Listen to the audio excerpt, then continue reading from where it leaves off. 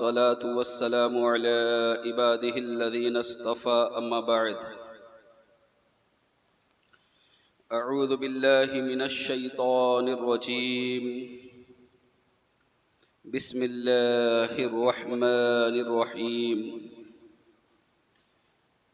إن بطش ربك لشديد اللهم نور قلوبنا بالقرآن وزين أخلاقنا بالقرآن وأدخلنا الجنة بالقرآن ونجنا من النار بالقرآن صدق الله العظيم وصدق رسوله النبي الأمين الكريم ونحن على ذلك لمن الشاهدين والشاكرين والحمد لله رب العالمين۔ بادئ توحید کے مت والو، غوث اعظم کے جانثارو، آئیے کچھ عرض معروض سے قبل ہم اور آپ مل کر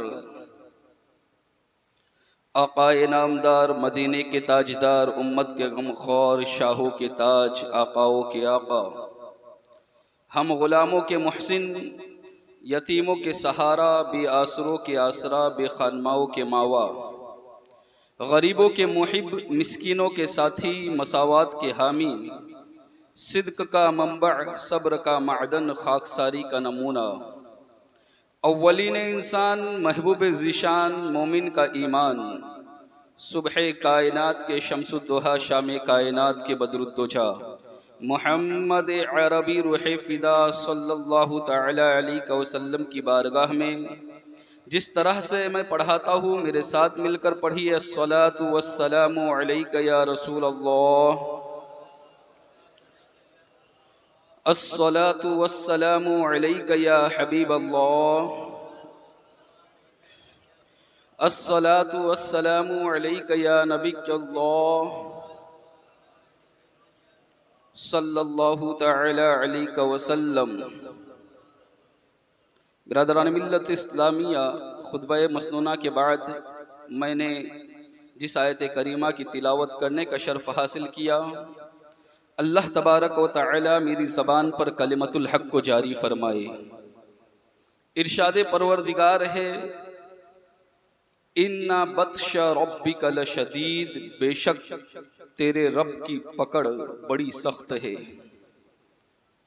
انسان جب اس کے پاس طاقت آتی ہے، انسان جب اس کے پاس دولت آتی ہے، انسان جب اس کو حکومت ملتی ہے تو یہ سمجھتا ہے کہ میں بہت کچھ ہو گیا ہوں، اور پھر وہ ظلم ستم کے پہاڑ لوگوں پر توڑتا ہے۔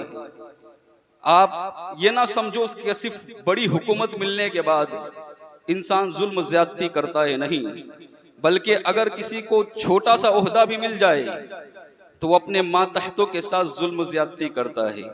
اللہ نے اگر تھوڑی سی دولت دے دی اور اگر اس کے گھر میں نوکر ہے تو اس کے ساتھ بھی زیادتی کرتا ہے۔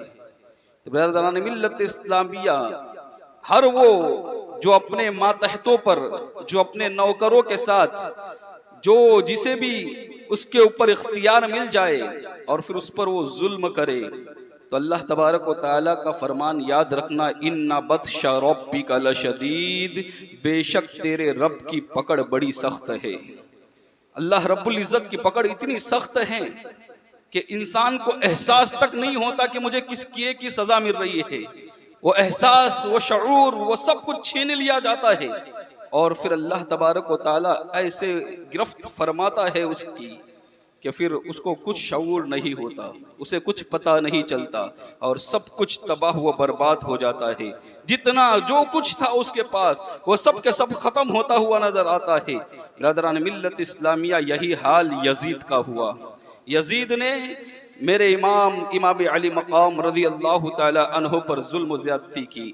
72 یا 82 نفوس قدسیہ کے لیے 22,000 کا لشکر بھیجا، ایسا جبر، ایسا تشدد کیا کہ آج 1400 سال کے بعد بھی اگر ہم اس واقعے کو سنتے تو ایسا لگتا ہے ابھی کل کی بات ہے۔ برادران ملت اسلامیہ، جب اس نے اتنا جبر تشدد کیا نا تو وہ زیادہ دن اس دنیا میں نہ رہا، زیادہ دن اس کی حکومت نہ چلی۔ جانتے ہو کتنے دن اس تخت بادشاہت پر رہا؟ اس کی ملوکیت کے تخت پر صرف 4 سال اور کچھ مہینے کی مدت تک وہ اس پر بیٹھا رہا، یعنی اس نے اتنا سب کچھ صرف 4 سال کے لیے کیا تھا۔ برادران ملت اسلامیہ، اب اندازہ لگاؤ کہ اس نے صرف امام علی مقام رضی اللہ تعالی عنہ پر ہی زیادتی نہیں کی، بلکہ اس کے بعد اسے تو امام حسین رضی اللہ تعالی عنہ کی ذات اسے معلوم تھا کہ میں جب بھی کوئی گناہ کروں گا، جب بھی میں کوئی شریعت کے خلاف کام کروں گا، تو میرے بیچ میں آنے والی اگر کوئی ذات ہے تو امام علی مقام رضی اللہ تعالیٰ عنہ کی ذات ہے۔ وہ جانتا تھا کہ مجھے روکنے کی طاقت اگر کسی کے اندر ہے تو امام حسین رضی اللہ تعالیٰ عنہ کے اندر روکنے کی طاقت ہے، اس لیے اس نے سب سے پہلا کام جو کیا، امام علی مقام رضی اللہ تعالیٰ عنہ کو شہید کر کے، آپ کے خاندان والوں کو شہید کر کے اپنے راستے سے انہیں ہٹا دیا۔ اب تو وہ آزاد ہو چکا تھا، ایسا آزاد ہو گیا تھا، ایسا آزاد ہو گیا تھا کہ اللہ اکبر، اللہ کی پناہ ایسے لوگوں سے اس نے ظلم بربریت کے، ظلم و ستم کے وہ پہاڑ توڑے ہیں کہ اگر پہاڑ کے اوپر بھی ڈال دیے جاتے تو وہ بھی لرزہ برندام ہو جاتا، وہ بھی پاش پاش ہو جاتا۔ جانتے ہو اس نے صرف اتنا نہیں کیا، اس نے اس کے بعد کیا کیا، جب مدینے کے اندر اس نے اپنے لوگوں سے اپنا ایک بھائی بھیجا جس کا نام عثمان تھا، اسے بھیج کر وہاں کا گورنر بنایا، تو وہاں کے لوگوں نے یزید کی بیعت کو قبول نہ کیا۔ امام علی مقام رضی اللہ تعالی عنہ کو جس نے شہید کروایا، اب میں پوچھنا چاہتا ہوں اس کی حکومت کو مدینے والے کیسے برداشت کر سکتے تھے؟ مدینے والوں نے، مکہ والوں نے اس کی حکومت کو اب برداشت نہیں کیا، بلکہ اس کی جو بیعت جن لوگوں نے کی بھی تھی، انہوں نے بیعت کو اپنے جوتے نکال کر پھینک دیے اور کہا کہ جس طرح اس جوتے کو پھینکتا ہوں اس طرح یزید تیری بیعت کو پھینک دیتے ہیں ہم۔ برادران ملت اسلامیہ، کسی نے تھوک پھینک کر کہا کہ جس طرح میں یہ تھوک پھینک رہا ہوں یزید تیری بیعت کو ہم پھینک رہے ہیں۔ برادران ملت، جب اسے پتا چلا نا کہ یہ لوگ میری بیعت نہیں کر رہے ہیں، تو جانتے ہو اس نے مسلم بن عقبہ نامی، یا باختلاف روایت مصرف بن عقبہ نامی ایک شخص کو 20,000 کا لشکر دیا اور اس کو کہا کہ جاؤ اور مدینے پر حملہ کرو۔ یہ مدینے کی سرزمین جو میرے آقا کی سرزمین ہے، مدینے کی سرزمین جس سے رسول اکرم صلی اللہ علیہ وسلم کو سب سے زیادہ محبت ہے۔ میرے آقا علیہ السلام کا ایک مرتبہ قافلہ مدینہ شریف واپس آ رہا تھا، گرد و غبار اڑ رہا تھا، ایک صحابی رسول نے میرے آقا علیہ السلام کے شہر کے اندر اپنے آپ کو اس گرد سے بچانے کے لیے چہرے پر کپڑا لگایا ہوا تھا۔ اللہ کے رسول تاجدار مدینہ صلی اللہ علیہ وسلم نے فرمایا، اے میرے صحابی اس کپڑے کو ہٹا دے، اس لیے کہ مدینے کے گرد و غبار میں اللہ نے شفا رکھی ہے۔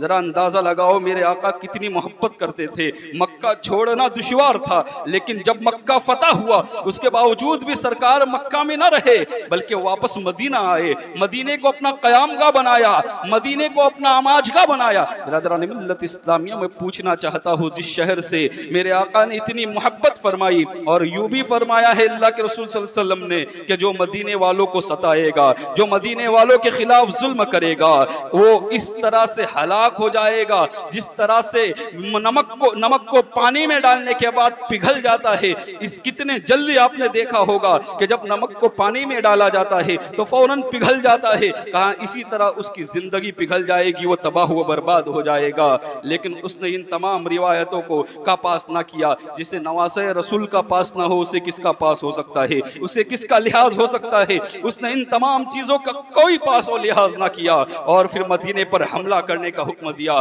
اللہ اکبر، ظلم تشدد کا وہ پہاڑ توڑا ہے مدینے والوں پر کہ تاریخ بتاتی ہے کہ 3 دن تک مسجد نبوی کے اندر نماز نہ ہوئی، 3 دن تک جو ہے وہ 700 صحابہ کو اس نے قتل کیا اور تابعین اور دوسرے ملا کر اگر گنے جائے تو 10,000 سے زائد لوگوں کو اس نے قتل کیا تھا۔ اللہ اکبر، ایسا ظلم کیا اس نے کہ 3 دن تک مدینے کی عورتوں کو اس کے سپاہیوں پر حلال کر دیا۔ اللہ اکبر، اس نے اور ظلم و زیادتی کی۔ مسجد نبوی کے اندر گھوڑے باندھے گئے، میرے آقا علیہ السلام کے منبر کے قریب گھوڑے باندھے گئے تھے اور وہ لید اور پیشاب مسجد نبوی میں کر رہے تھے۔ اللہ اکبر، ذرا اندازہ لگاؤ، جس یزید کو تم حق پر کہتے ہو، جس یزید کو کچھ कुछ लोग अमीरुल मोमिनीन कहते हैं। मैं पूछना चाहता हूँ, ऐसा जबर तशद्दुद करने वाला इंसान तुम्हारा तो अमीर हो सकता है, अहले सुन्नत वल जमात का कभी अमीर नहीं हो सकता। बरदरान मिल्लत इस्लामिया, हजरत एक सहाबी है, वो ताबईन है, वो कहते हैं कि मैं नाबीना हो गया था। उस वक्त का मामला ये कि मैंने देखा कि मैं मदीने की दीवारों को पकड़ पकड़ को रोता था, मदीने की दीवार से लिपट कर रोता था। लोग आते थे, मुझे दीवाना समझते थे, मुझे पागल समझते थे और मुझे छोड़ देते थे अपने हाल पर। मुझे कोई गिरफ्तार नहीं करता था मुझे सबसे, क्योंकि मेरे आंख की रोशनी चली गई थी। सईद इब्ने मुसय्यब नाम है उनका, वो कहते हैं कि मेरी आंखों की रोशनी चली गई थी, लिहाजा मैं इस बात का मुतफक्किर था, इस बात पर इस सोच में था कि अब मुझे नमाज का वक्त कैसे पता चलेगा, अजान कैसे होगी। मैं इसी सोच में था। जरा अंदाजा लगाओ, जुल्म ज्यादती हो रही है, तशद्दुद हो रहा है, पता नहीं कब कौन जालिम आकर उनका सर कलम कर दे, ये हाल है। लेकिन उन्हें फिक्र इस बात की है कि नमाज कैसे पढ़ूंगा, नमाज का वक्त होगा, नाबीना हो चुके हैं और उसके बावजूद भी ये हाल है। ए हुसैन आजम से मोहब्बत करने वालों, तुम्हारी नमाज का ठिकाना कहाँ है? तुम कहाँ हुसैन से मोहब्बत करते हो? क्या तुम्हारी ये मोहब्बत है कि फजर के अंदर एक सब तक नहीं बढ़ती है? अल्लाहु अकबर, इतनी प्यारी हो गई है नींद तुम्हें कि तुम नमाज के लिए आते नहीं हो।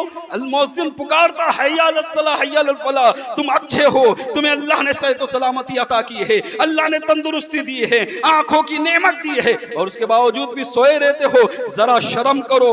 बिरादरान मिल्लत इस्लामिया, नमाज के लिए आओ। नमाज ही के अंदर मेरे आका की आंखों की ठंडक है। नमाज से तुम मेरे आका को आंखों को ठंडक नहीं पहुंचाओगे और फिर सोचोगे कि हमारे ऊपर ये मुसीबत कहां से आ रही, ये परेशानी कहां से आ रही है। मुसलमानों, नमाज की पाबंदी करो। नमाज छोड़ना ये यजीद का तरीका था, ये हुसैनियों का तरीका नहीं है। तुम झूठे हुसैनी हो जो नमाज छोड़ते हो। अगर सच्चे हुसैनी होते तो फिर नमाज नहीं छोड़ते। देखो ये हुसैनी है, अंधे हैं, नाबीना है, कहते हैं कि मुझे इस बात की फिक्र लाहिक हो गई कि मैं अब नमाज कैसे पढ़ूंगा। तो मैं रोज़े रसूल के सामने हाजिर हुआ और वहां पर बैठ गया। कहा 3 दिन तक ये मामला लगातार होता रहा कि जब भी नमाज का वक्त होता, रोज़े रसूल से अजान की आवाज आती और मैं नमाज का अदा कर लिया करता था। ब्रदरान मिल्लत इस्लामी, जरा अंदाज़ा लगाओ कि मेरे आका अलैहिस्सलातु वस्सलाम, इस बात से भी पता चलता है कि अल्लाह के रसूल सल्लल्लाहु अलैहि वसल्लम जिंदा है और रोज़े रसूल से अजान की आवाज़ आना और हज़रत सईद इब्न मुसय्यब रज़ियल्लाहु ताला अन्हु का नमाज पढ़ना, ये मेरे आका अलैहिस्सलातु वस्सलाम का मोजिज़ा है। बहरहाल अर्ज़ ये कर रहा था कि उसने इतने जबर व तशद्दुद के पहाड़ तोड़े। अब एक बच्चे को, एक बेगुनाह बच्चे को उसने सज़ा दी थी, उसने कत्ल किया।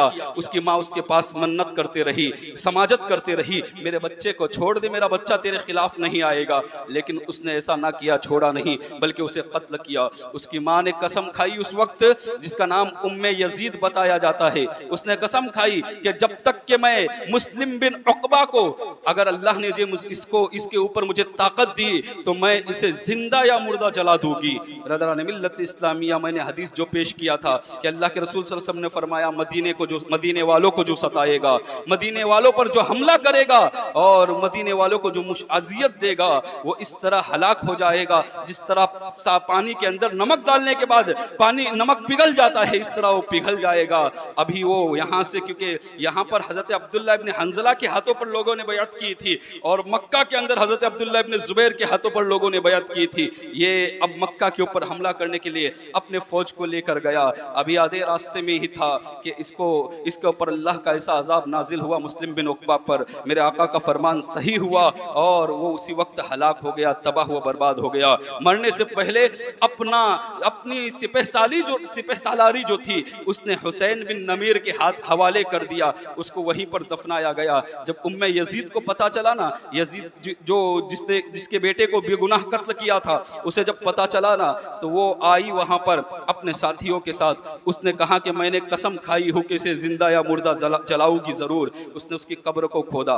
कब्र को खोदने के बाद क्या देखती है कि उसके नाक के अंदर सांप है और सांप जो है उसके पूरे मुंह को लपेटा हुआ है। कहा लोगों ने कि अल्लाह के अजाब में गिरफ्तार हो गया, छोड़ दे इसे। कहा मैं तो नहीं छोड़ूंगी, मैंने कसम खाई है और ये कसम मैंने अपने गुस्से की बुनियाद पर नहीं, अल्लाह को राजी करने के लिए खाई है। लिहाजा पैरों की तरफ से खोदा गया। जब पैरों की तरफ से खोदा गया तो क्या देखते हैं, पैरों की तरफ भी वही हाल है। वहीं पर پر بھی وہاں پر بھی ایک سانپ بیٹھا ہوا ہے. پھر اس کے بعد اس نے نہ 2 رکعت نماز ادا کی. لوگ کہنے لگے اب چلے جا, لیکن 2 رکعت نماز ادا کرنے کے بعد اس نے دعا کی, اللہ اگر میں تیری رضا کے لیے اور میرا غصہ صرف تیری رضا کے لیے ہے تو اس کی باڈی پر مجھے کنٹرول حاصل کر دے, اس کی باڈی پر مجھے اختیار دے دے. اتنا کہنا تھا کہ وہ دونوں سانپ وہاں سے چلے گئے. اس نے اسے اس قبر سے نکالا اور پھر اسے جلا دیا. برادران ملت اسلامیہ, یہ پہلا عبرتناک واقعہ ہوا تھا ان ظالموں کے بعد, اس ظالموں کے لیے. اس کے بعد جو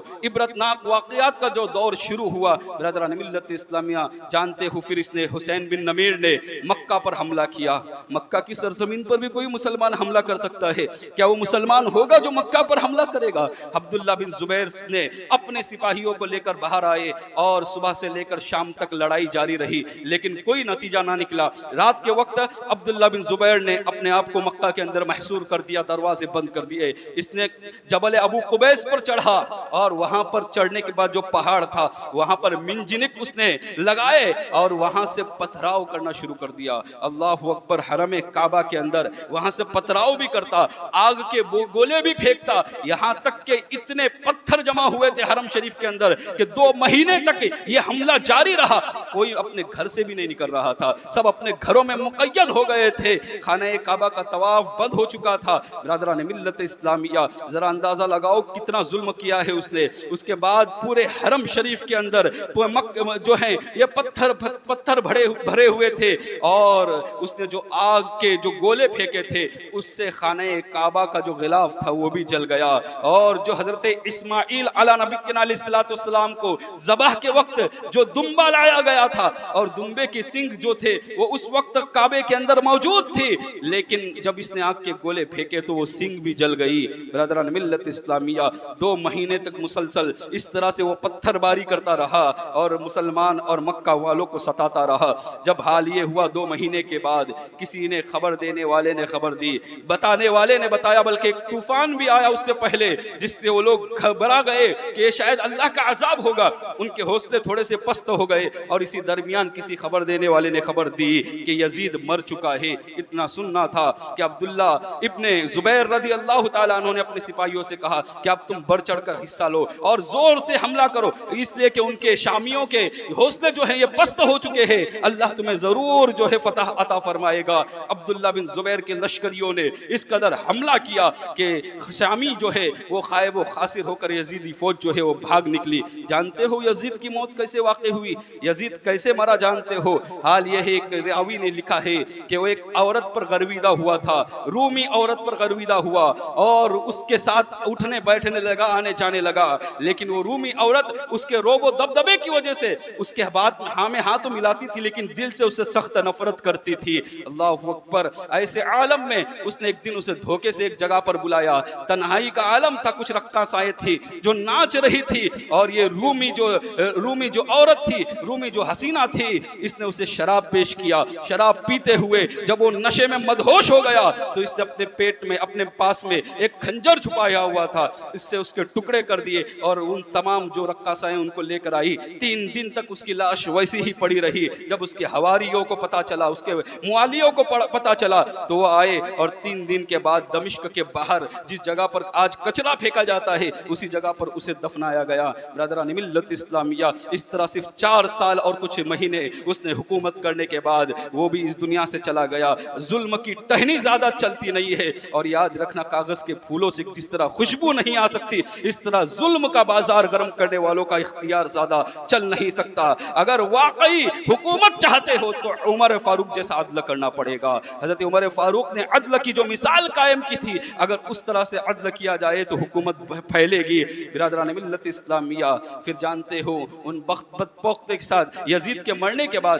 یزید نے اپنے بیٹے معاویہ کو اپنا خلیفہ بنایا تھا. جب وہ بیمار ہوا تھا جس وقت اس نے پہلے ہی کہہ دیا تھا کہ میں اپنا خلیفہ تجھے بناتا ہوں, لوگوں نے بھی پسند کیا تھا شامیوں نے, لیکن معاویہ یہ بڑا نیک انسان تھا, لہذا اس نے کہا کہ مجھے جو تخت کے اندر کوئی مزہ اور لطف نہیں نظر آتا جس تخت کو حاصل کرنے کے لیے میرے باپ نے اتنے خون بہائے ہیں, نواسۂ رسول کا خون تک بہایا ہے, لہذا مجھے یہ گوارا نہیں کہ اس تخت پر بیٹھوں. لیکن وہ بھی بہت بیمار تھا, اس وجہ سے وہ زیادہ دن نہ رہ پایا. 3 مہینے کے بعد اس کا انتقال انتقال ہو گیا. کسی طرح سے اب مروان کا بیٹا عبد الملک نے وہاں پر حکومت جما لی اور وہاں پر وہ حاکم بن گیا. مروان کے زمانے میں وہ پورا شام کا جو حاکم تھا اس زمانے میں کوفہ کے اندر جہاں پر امام علی مقام کو بلایا گیا تھا وہاں پر مختار بن عبید ثقفی، اس شخص کا نام آپ نے سنا ہوگا. جب امام علی مقام پہلی مرتبہ جب کوفہ میں آئے تھے تو اسی کے گھر پر قیام فرمائے تھے.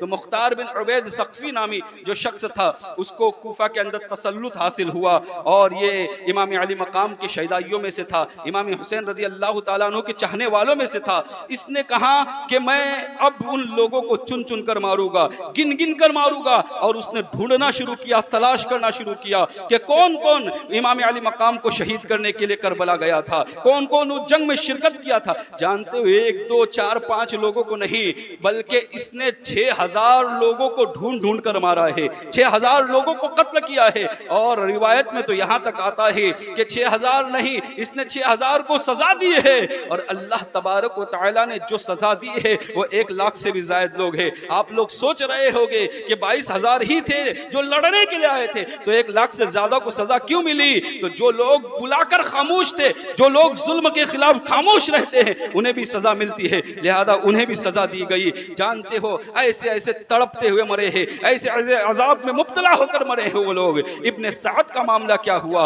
ابن سعد یہ جب اس نے مختار ثقفی نے کہا نا کہ میں چن چن کر ماروں گا تو لوگ جو بھاگنے لگے کوفہ شہر چھوڑ کر یہاں وہاں جانے لگے. ابن سعد نہ بھاگا، اس نے سوچا میرا دوست ہے پرانا عبید جو مختار ثقفی جو ہے اس لیے مجھے کچھ نہیں کرے گا. یہ اپنے گھر میں پناہ گزین ہوا.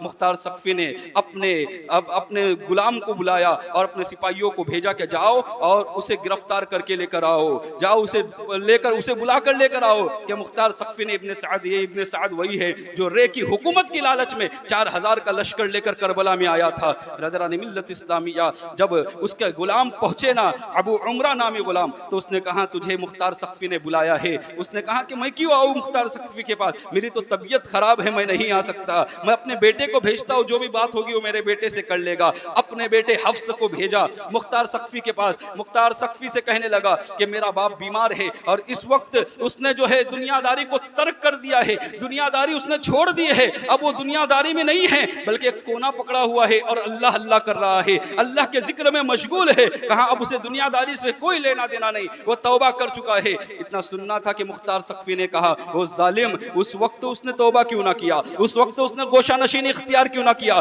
جب رے کی حکومت کی لالچ میں وہ آیا تھا امام کے خلاف، امام حسین کے خلاف کربلا میں آیا تھا. اگر اس سے پہلے اگر وہ گوشہ نشینی اختیار کرتا تو شاید بچ جاتا، لیکن اب میرے فیصلے سے وہ بچنے والا نہیں ہے. اس نے اپنے غلام کو بھیجا اور کہا جس حالت میں بھی پاؤ اس کا سر قلم کر کے میرے پاس لے آؤ. اس کے غلام گئے ابو عمرہ اور اسے دیکھا کہ وہ ایک جگہ پر بیٹھا ہوا ہے اور اللہ اللہ کر رہا. اسی حالت میں اس کو اٹھایا اور پھر لا کر اس کا سر قلم کر کے مختار ثقفی کے پاس پیش کیا گیا. مختار ثقفی نے جیسے ہی اس تشت کو کھولا، حفص جو اس کا بیٹا ابھی مختار ثقفی کے پاس ہی تھا، بتا اس شر کو پہچانتے ہو جیسے ہی دیکھا انا للہ و انا الیہ راجعون پڑھا اور کہنے لگا کہ اب باپ کے بعد اس دنیا کے اندر رہنے میں کوئی مزہ نہیں ہے، اس دنیا کے اندر کوئی لطف نہیں آ رہا ہے. کہا تو سچ کہتا ہے، تیرے باپ کے بعد تو یہاں پر رہ کر کیا کرے گا؟ حکم دیا کہ اس کے بھی سر کو قلم کر دو. بیٹے کے بھی سر کو قلم کیا گیا، دونوں سر کو ایک تشت میں سجا کر پھر مدینہ بھیجا گیا.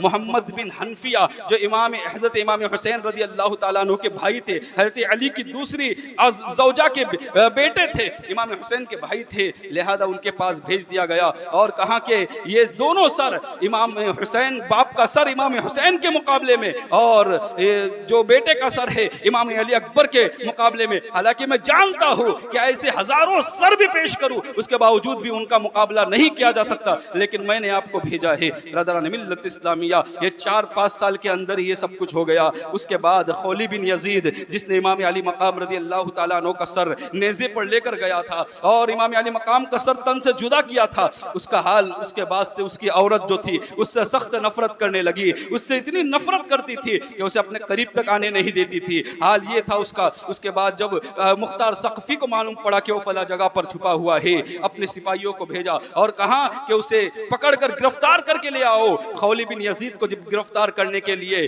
جب مختار ثقفی کے سپاہی چلے گئے تو کیا دیکھتا ہے، اسے پتا چل گیا چالاک قسم کا انسان تھا، پتا چل گیا گھوڑے کی ٹاپوں کی آواز سے، تو ایک ٹوکرے کے نیچے جا کر چھپ گیا۔ ٹوکرے کے نیچے جا کر چھپنے کے بعد بیوی سے پہلے ہی کہہ دیا کہ سپاہی آئے تو کہہ دینا کہ میں اندر نہیں ہوں، میں گھر میں نہیں ہوں، لہذا اور ٹوکرے کے نیچے جا کر چھپ گیا۔ بیوی نفرت کرتی تھی دل سے، جو امام علی مقام کے خلاف اٹھے گا تو اللہ تبارک و تعالیٰ اس کے قریب لوگوں کے دلوں میں بھی اس کے خلاف نفرت پیدا کرے گا۔ برادران ملت اسلامیہ جانتے اس کے بعد کیا ہوا؟ اس نے بیوی باہر آئی، پوچھا گیا کہ خولی ابن یزید کہاں ہیں؟ تو بیوی نے منہ سے تو یوں کہا کہ وہ ہے نہیں یہاں پر، پتہ نہیں کہیں گیا ہے، اور اشارے سے بتایا سامنے جو ٹوکرا چھپا ہوا ہے اس کے نیچے ٹوکرا ہے اس کے نیچے چھپا ہوا ہے، اشارے سے بتا دیا۔ اتنا سننا تھا، اشارہ پانا تھا کہ فوراً اس ٹوکرے کو ہٹایا گیا، اسے گرفتار کر کے لے جایا جانے لگا۔ اب حال یہ کہ راستے میں تھا خولی ابن یزید، ابھی اسی درمیان مختار ثقفی ٹہلنے کے لیے، گھومنے کے لیے، سیر کے لیے نکلا ہوا تھا۔ بیچ چوراہے پر اس کی ملاقات ہوئی، کہا اب لوگوں کو جمع کرو، لوگوں کو جمع کیا گیا، اور پھر کہا کہ اب اسے قتل کر دو لوگوں کے سامنے، اور اسے یہیں پر اس کی لاش کو جلا دو۔ بیچ چوراہے پر اس کے خولی بن یزید کے ساتھ مختار ثقفی نے یہ معاملہ کیا کہ اس کو قتل کر دیا، اس کی لاش کو جلا دیا۔ مختار ثقفی نے کسی کو زندہ نہ چھوڑا، وقت رہتا تو ایک ایک حالات بتا دیتا، شمر کا حال کیا کیا، اور بھی ابن زیاد کا حال کیا ہوا۔ سارے لوگوں کو سزا دی، جن لوگوں کو سزا نہ دے سکا وہ تو اللہ تبارک و تعالیٰ نے انہیں سزا دی۔ ایک واقعہ، ایک بات، ایک بوڑھا شخص تھا وہ، کیونکہ یہ بات اتنی مشہور ہو چکی تھی، ہر کسی کی زبان پر یہ بات تھی کہ امام حسین کے خلاف جن لوگوں نے بھی سرکوبی کی تھی، بغاوت کی تھی، ان کو اللہ تبارک و تعالیٰ نے ضرور سزا دی۔ ایک بوڑھا کھڑا ہو گیا اور کہنے لگا یہ سب جھوٹ بات ہے، میں بھی تو تھا اس جنگ کے اندر، میرے اوپر کہاں عذاب آیا؟ اتنے میں چراغ جو تھا وہ بوجھنے پر آیا۔ جیسے ہی یہ چراغ درست کرنے کے لیے گیا، چراغ کے قریب پہنچا تھا کہ آگ کی لپیٹ میں آیا، اور آگ کی لپیٹ میں آنے کے بعد لوگوں نے اس کے اوپر کمبل ڈالے، لوگوں نے اس کے اوپر کپڑے ڈالے، لیکن وہ آگ بجھنے کا نام نہیں لے رہی تھی۔ سامنے دریائے فرات تھا، اس نے اس میں جا کر کدی مار دی، لیکن جو اللہ کا عذاب ہوتا ہے کیا وہ پانی سے بجھ سکتا ہے؟ ہرگز نہیں۔ دریائے فرات میں بھی وہ جل کر خاکستر ہو گیا۔ اس طرح سے جس نے بھی ظلم کیا تھا، امام علی مقام رضی اللہ تعالیٰ عنہ کے خلاف آئے تھے، ایک تو مختار ثقفی نے یا تو پھر اس کو سزا دی، یا پھر اللہ کی سزا میں، اللہ کے عذاب میں وہ ضرور گرفتار ہوا۔ برادران ملت اسلامیہ، لیکن بعد میں کیونکہ اس نے جو حالات کیے تھے وہ بھی شریعت کے خلاف تھے، اس نے ابن زیاد کے بارے میں 3 دن پہلے کہا تھا، 10 محرم کا، صرف 6 سال کے بعد کا واقعہ، 10 محرم کا دن تھا، وہی 10 محرم عاشورے کا دن، اور اس نے 3 دن پہلے کہا تھا کہ ابن زیاد کا سر میرے پاس کوفہ کے اندر آئے گا۔ جس جگہ پر امام علی مقام کے سر کو رکھا گیا تھا 10 محرم کو 6 سال کے بعد، اسی جگہ پر جو ہے ابن زیاد کا سر رکھا ہوا تھا، اور اس کے جیسے ہی وہاں پر سر رکھا تو کیا دیکھتے ایک سانپ آیا اور اس کے منہ سے گھس کر ناک سے نکلا۔ برادران ملت اسلامیہ، جب اس نے یہ ساری پیشن گوئی کرتا تھا نا تو اسے ایسا لگنے لگا شاید مجھ پر وہی نازل ہوتی ہے۔ اس نے یہ سوچا کہ شاید مجھ پر، کیونکہ وہ جو کہتا تھا کل اس کو قتل کروں گا، قتل کر دیتا تھا، جس کے بارے میں کہتا تھا، جیسا کہتا تھا ویسا ہو جاتا تھا، لہذا اس کو ایسا لگنے لگا کہ اب مجھ پر وہی نازل ہوتی ہے، اور اس نے پھر نبوت کا اعلان کیا، اور یہ بھی جو ہے مرتد ہو گیا، ارتداد کا شکار ہو گیا۔ اور برادران ملت اسلامیہ، گویا اللہ تبارک و تعالیٰ نے بتا دیا کہ امام علی مقام رضی اللہ تعالیٰ عنہ کو جس نے سزا دی ہے وہ میرا دشمن ہے، اور دشمنوں کے ذریعے بھی اللہ کبھی کام لیتا ہے۔ بہرحال اس طرح سے جس نے بھی امام علی مقام رضی اللہ تعالیٰ عنہ کے خلاف بغاوت کی تھی سب کو سزا ملی۔ انشاءاللہ پھر کبھی اگر موقع ملا تو مفصل سے بیان کروں گا۔ اللہ تعالیٰ سے دعا ہے کہ ہم نے جو سماعت کیا بالخصوص ظلم کے معاملات کو، تو ہمیں توفیق عطا فرما کہ ہمیں ظلم سے بچا، ظلم کرنے والوں سے بچا۔ اللہ تبارک و تعالیٰ سے دعا ہے کہنے سننے سے زیادہ عمل کرنے کی توفیق عطا فرمائے۔ وما علینا الا البلاغ۔ السلام علیکم ورحمۃ اللہ وبرکاتہ۔